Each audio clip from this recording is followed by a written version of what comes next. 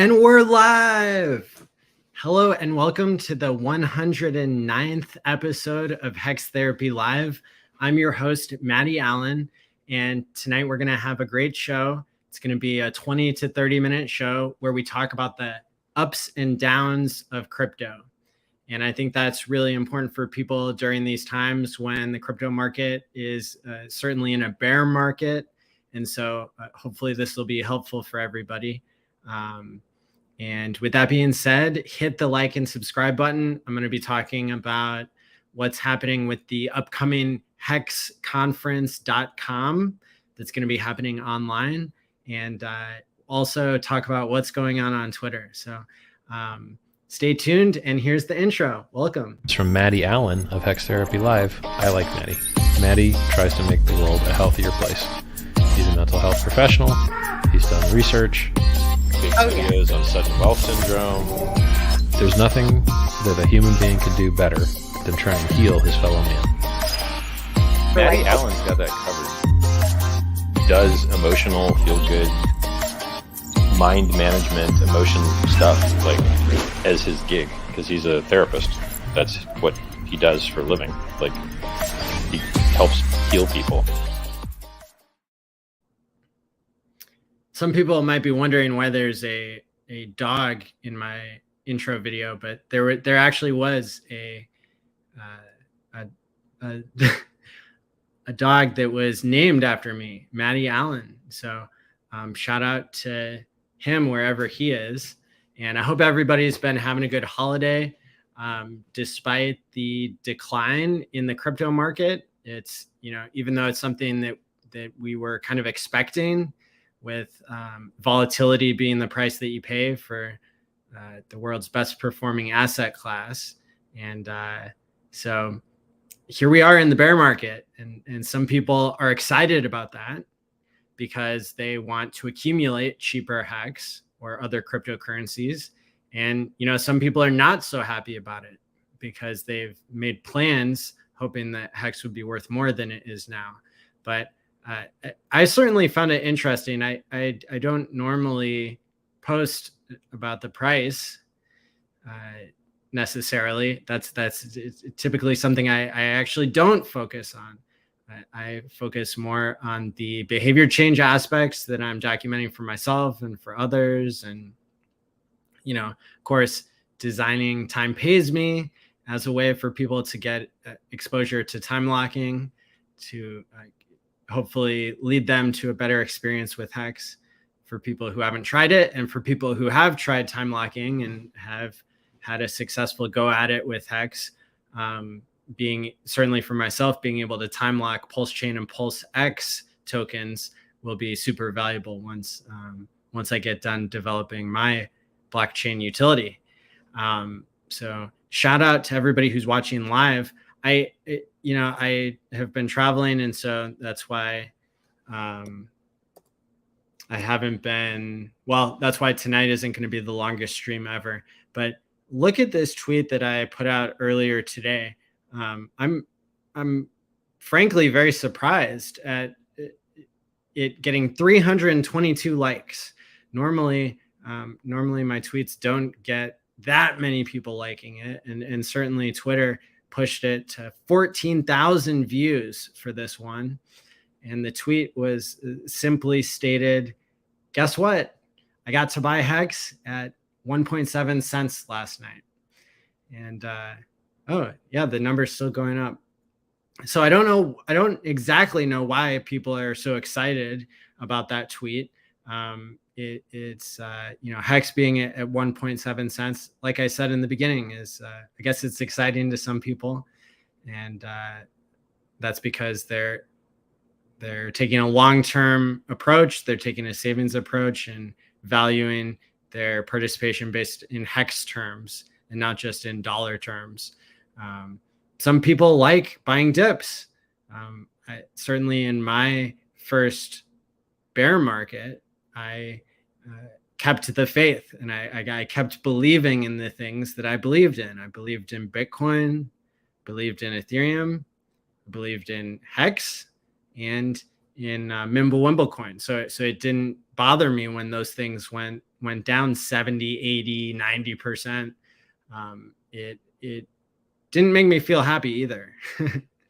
So it's just, kind of a mixed bag there. But yeah, so it's kind of interesting to see Twitter kind of having more participation than usual. Usually in a bear market, less participation is more common. So that's kind of interesting to report on. And then here we got people in the live stream chat. LFG, howdy y'all, what's going on? Agenda 69, Vets in Crypto, bang bang. Hexakin Greenhorn, happy new year. Happy new year to you as well. Z says, been buying Hex like a madman. I can't wait for my next check to buy more. That's right. So yeah, it's pretty exciting with the Hex conference coming up soon. That's going to be January 6th through 9th. And on the 9th, we'll have Richard Hart speaking. That's something to look forward to. The landing page is already set up here on YouTube. Then we've also got over 55 other speakers who have signed up already to speak. Check in your Telegram and Twitter direct messages if you haven't seen the message from me already and are planning to speak. So go ahead and check that out. And then the final schedule will be coming out one of these days. And that'll be something definitely to look forward to. So like I said earlier, just I guess more participation and more positivity in the space than I would be predicting, with Hex having dropped 10 or 20% in the past couple of days. But this is normal bear market behavior. People have also pointed out that without a capitulation wick down, you really aren't going to have much hope for the bull market to start. So that's kind of interesting. When it comes to the ups and downs, there's clearly people who experience some of the pain that they feel with the price. And then there are people who are not feeling pain as much. And you have to ask yourself, what is it about the people who are not feeling so let down by the price? What is it about them? What are they doing right? What are they doing differently? And I think a major factor for myself certainly is the fact that I have so much Hex that I've time locked. I've time locked somewhere in between like 97 and 99% of my total Hex. And so that's something that comes back out to me on a staking ladder. So every year I have more of my savings that automatically becomes unlocked. And that's kind of what I'm trying to do with Time Pays Me, the blockchain product that will allow people to time lock any ERC20. And then it'll drip back to you over time, basically on a weekly basis. And so if somebody likes Ethereum the best, they can time lock their Ethereum for 0 to 55 years. And then it drips back to you slowly based on the time, based on the amount of time that you've served of the time lock that you chose.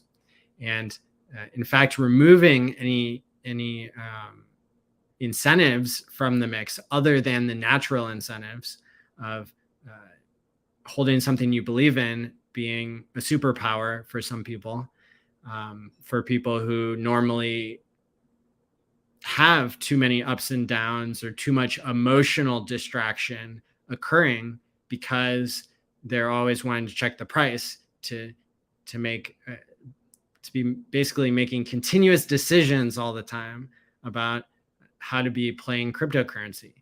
What becomes clear in both emerging and matured markets, it seems, is that that oftentimes the news can be manipulated, or things that seem bullish can be a buy the rumor, sell the news type of event. If investing in finance and cryptocurrency, if it wasn't so hard for people to predict, then I think more people would make money with it. But when it comes to the regulating of one's own emotional behavior and financial behavior, I think for me, I'm excited to see what the effects will be of time locking, even let's say US dollar coin. Now, personally, I don't think I would time lock US dollar coin for 55 years because it would be there would be counterparty risk theoretically, and then there would also be inflation eating into the purchasing power of that. But on the other side of the coin, I might find myself time locking stable coins for up to a year, even to create a continuous cash flow for myself, or a continuous kind of like saving strip is the best way to categorize it. And what that would allow me to do more intentionally, I think, would be to have a dollar cost average plan to buy something, but then still be able to change my mind once a week or once a month or however often I've programmed the time lock for. So yeah, it'll be interesting to see how people interact with that. As I described on the Game Theory Gang show on Tuesday night, I think another incredibly interesting use case for Time Pays Me is the wrapped hex stakes that exist in the Maximus DAO perpetual contracts. So Decimus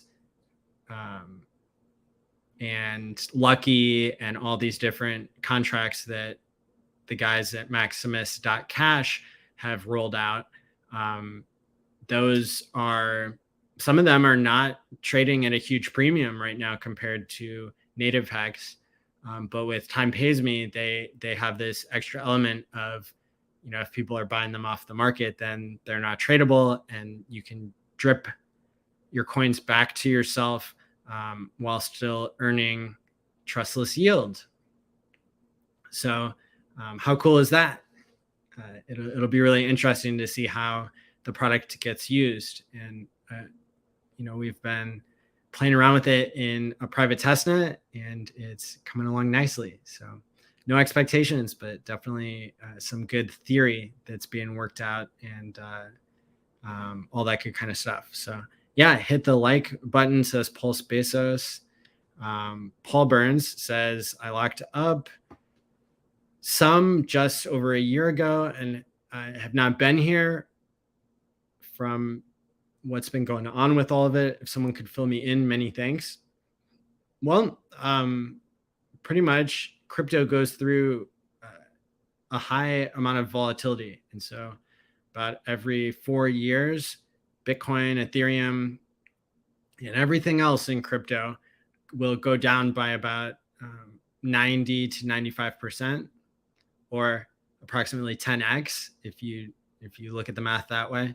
And then, about every 4 years for the past 3 or 4 cycles, well, for the past 3 cycles, I guess, Bitcoin has then gone on to do a 10x typically. And not all of the other coins, so-called altcoins, not all of them recover. Not all of them go to new all-time highs. And in fact, many don't. Many do not outperform Bitcoin in a subsequent cycle.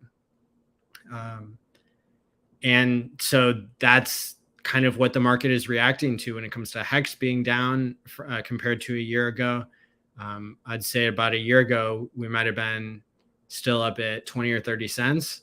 And now we're down at 1.7, 1.8. And that's exactly what Ethereum did last cycle. Is it did a 95% correction. It went from $1,400 in 2019. Yeah, 2019. Was it 2017? And then, 2017, the high was 1,400, and then it dropped down by 2018 into 2019. It had dropped down all the way to about $90. And so there's this massive cost for people selling the bottom of a market. And yet with a lot of altcoins, people that sold if it went down and then it never went back up, some of those people of course did better than they would have. And so there's always a sell-off every 2 to 4 years, and usually the sell-off lasts for about a year to a year and a half, and then it goes sideways for about a year to 2 years, and then usually there's another bull market. Now, if the Federal Reserve isn't printing more dollars, as it has historically done almost all the time, then all bets are off for crypto to really peak independently. Seems like a cool story, but not something that necessarily is going to happen, in my opinion. But it's really anybody's guess, the timing of the market, and so that's why the saying came about, that it's better to have time in the market instead of timing the market. And but what makes that thinking even wiser is the idea of dollar cost averaging during a protracted down period, which means you're buying at certain intervals. Or if you notice that the price goes down, one example of dollar cost averaging is to buy when you see a really, like, basically a double digit down day when it comes to the percent. And that's a strategy I've used when I've trained myself to buy dips, which is very difficult to do. It's not intuitive at all. It doesn't feel good to me. It's kind of like just as bad as time locking your coins, in my opinion, in my experience, is buying when you've already bought some and now the price is much lower. It doesn't feel good usually. So that's kind of that's some of the emotions that people are going through. The so-called ups and downs of crypto is not just referring to the price, but also to people's emotions. And so I'm glad you asked this question, Paul, because I've got a chart that I can share that we show, I guess, pretty often on this channel, is something called the cycle of market emojis, is taken from the Wall Street cheat sheet, which is one way that people try to characterize the different moods and psychologies of people, especially their emotions, when it comes to the markets going up and down naturally, kind of based on human emotion and human nature. And so some people find it helpful to know that whatever emotion it is that you see on the chart here, that emotion or that mood in the market or that behavior in the market is not going to last forever. Market goes through cycles. And so some people find it really helpful to see how the ups and downs go emotionally. So here we have, starting with optimism. And these are characterized differently on different charts, but this is probably the second most popular way to look at it. So it starts with optimism, and then going up to excitement, then thrill, then euphoria, then complacency. And then going down in the mood cycle, there's anxiety, then the price falls more, then there's denial, then the price falls more, and there's less participation, and then you get denial, then fear, then panic. And then the phase that we're probably in right now is in between anger and depression. And then after depression, then you get hope and relief, and then back to optimism, and then the cycle repeats. And it goes optimism, excitement, thrill, euphoria, complacency, anxiety, denial, fear, panic, anger, depression, hope, relief, back to optimism. And so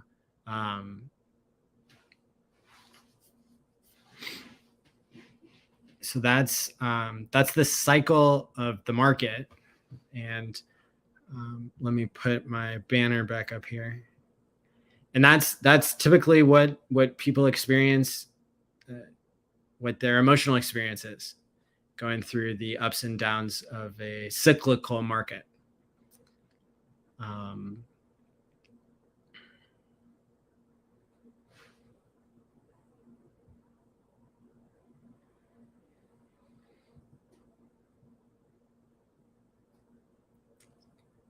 So let's see. Algoray says, thank you, Maddie, for continuing to be here during this difficult time in crypto. My pleasure. Like I've said before, when I was in my first bear market, I turned to several Bitcoin YouTubers who helped me make sense of it all and grow myself personally during that time. And so I'm happy to pay it forward here.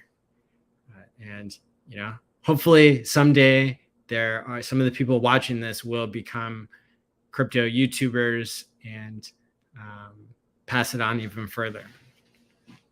I know there are some great ones out there that have been watching in the past. I think, Whales Only is somebody who said he started streaming after he saw one of my Hex conferences. And Furu Finance is somebody that says he started streaming, I think, because he saw the participation, and that's really what it comes down to is the more people who make this their hobby and enjoy making content, the better it is in the community, especially during these times. Now, one of the interesting things about Hex that I'm not sure I would have predicted is that the participation actually continues to increase in terms of the number of wallets that are time locking Hex, even during the bear market when people aren't seeing profits like they were in the bull. And so one example of this that we see is actually with the staker leagues, and that's a way that that staker.app has gamified the number of T-shares that people have time locked. And I did a screen grab of what somebody had posted in the early days of Hex, how many people were in each category. And in the early days, there were 8 whales that are classified by having at least 1% of the total number of shares. And nowadays there's 14. Originally there were 74 super sharks, and now there are 92. So those 2 top categories have been increasing. So there's been an accumulation of the largest wallets. And then where we see a huge decline in the number of wallets that are time locking a certain amount is in the 3rd category down is of dolphins. The number has decreased from 1,459 all the way down to 884. And so that's pretty striking that that more people are participating, but also that some people are continuing to time lock and others aren't. So that's interesting to see in the context of the markets being emotional and cyclical and all that. I am not sure what you're talking about when it comes to Plus Hex. Sounds like it could have been a copycat. Any update on the SEC investigating Hex? I guess the SEC is looking at particularly certain Hex streamers, trying to understand if they got paid to promote Hex by the founder. And I'm in the category of people who who's being looked at, and I'm happy to report that I have not been paid. And so that seems like a good idea to clean up the crypto space. I know that a lot of things outside of Hex seem to revolve on paid promotion and dishonesty. However, in Hex, it seems like there's more of a truth engine at play. So what stage are we at? If I had to guess, I would say in between anger and depression. And I'm dollar cost averaging into any dips that occur. If there's a double-digit dip that occurs, I, am buying a small amount. So there you have it. Mike B says, I'm in the growing my bag stage. There you go. Can you put up some links so I can check out what's been going on? You can, so if you go to thepulsetube.com, that's a place where lots of streamers have their content posted. So there's every day there are many people streaming about Hex. So I will drop that link here, thepulsetube.com.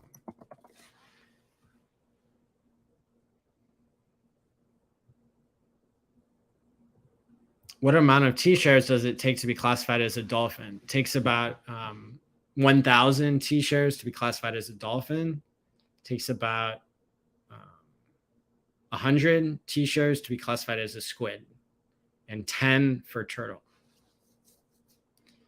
Appreciate the answer to the question. Keep up the great work. My pleasure. Thanks for tuning in. So there you have it, everybody. I have been streaming now for 109 weeks straight every Thursday night, and tonight was no different. I hope that this has been helpful to shed some light on some of the ups and downs that are happening in cryptocurrency, and to help you understand kind of the emotional roller coaster map that has been established by the Wall Street cheat sheet, or people trying to understand the human nature behind emotions and investments. So that being said, make sure to hit the like and subscribe button. Make sure to check out my landing pages that I've created for the Hex Conference. When you go to HexConference.com, you're going to see a lot of the information of what times it's going to be occurring at, when Richard Hart will be speaking, and then the final schedule will be coming out within the next week. I hope everybody is hanging in there during these holidays and tough times. Make sure to take care of yourselves, whether you feel like you need it or not. It's always good practice to do self-care and self-esteem. I have something on my phone that reminds me every day to esteem myself. You can set that up by just saying, hey Siri, remind me every day to esteem myself. And I may have activated all of your phones just there. So I'll be live again on Tuesday night for Game Theory Gang. And until then, stake wisely, my friends, and peace out. It's from ALLin of HexTherapy.live. I like Maddie. Maddie tries to make the world a healthier place. He's a mental health professional. He's done research, big videos on sudden wealth syndrome. There's nothing that a human being could do better than try and heal his fellow man. ALLin's got that covered.